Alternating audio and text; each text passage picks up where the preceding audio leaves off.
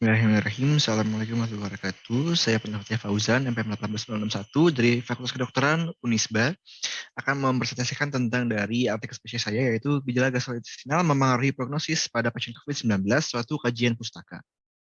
Di pendahuluannya, COVID adalah penyakit yang sangat menular dengan gejala yang bervariasi yang disebabkan oleh SARS-CoV-2 yang kemudian juga dia ditetapkan oleh WHO menjadi suatu pandemi pada tanggal 11 Maret 2020 dengan prognosis yang multifaktorial.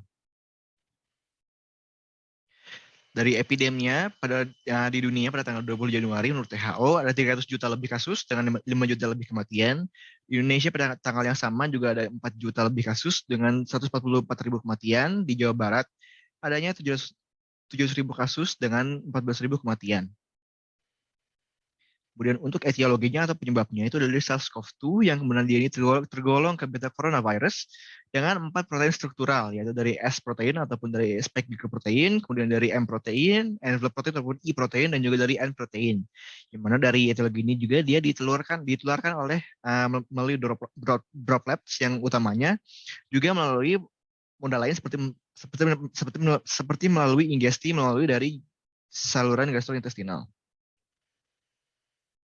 Untuk patkin dan patfisnya secara singkat, yang pertama representasi di inhalasi, kemudian protein S berkaitan dengan ACE2, kemudian virus akan masuk ke sel inang, menimbulkan efek yang sitopatik, menyebabkan kematian sel, dan kemudian pada akhirnya akan timbul gejala-gejala yang ada pada COVID-19. Untuk dari manifestasi klinisnya ada beberapa manifestasi. Untuk yang umum ada dari demam, batuk kering, tekipne, nyeri tenggorokan, anosmia dan juga agresia. Untuk dari gejala GI-nya yang paling sering adalah dari diare, disusul dengan mual dan muntah, juga dari nyeri abdominal.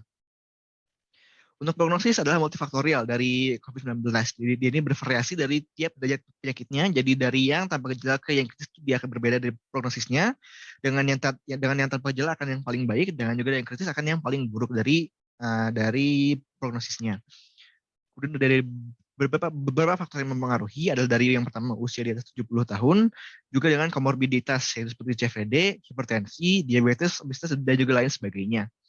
Juga limfopenia, dan juga adanya kadar LDH dan juga D-dimer yang tinggi. Itu menyebabkan dari prognosis yang lebih buruk daripada tidak ada faktor berikut. Kemudian apa hubungan GI dan juga prognosis? Menurut satu penelitian yang dilakukan oleh CGN pada tahun 2020, gejala GI akan menyebabkan adanya peningkatan bentuk penyakit yang parah hingga kritis dibandingkan yang tidak bergejala GI.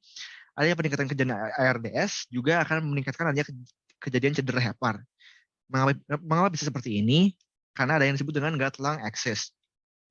Gut-lung axis adalah suatu teori ataupun adanya suatu hubungan antara paru dengan usus ataupun dengan saluran pencernaan.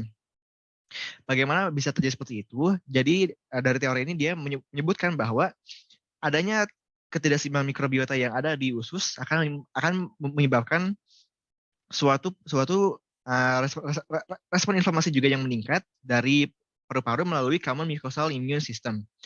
Jadi misal ada ketidakseimbangan mikrobiota yang ada di usus akan menyebabkan beberapa kaskade inflamasi yang juga akan menyebabkan pengeluaran dari beberapa sitokin dan juga kemokin yang kemudian akan disalurkan ke paru-paru melalui dari pembuluh darah.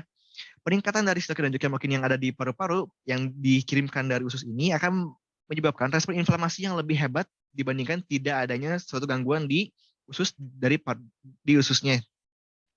Begitupun sebaliknya, jika ada suatu gangguan pada sistem pernapasan, juga bisa akan menimbulkan gejala-gejala yang ada di usus seperti misalkan diare, nyeri abdomen dan juga lain sebagainya.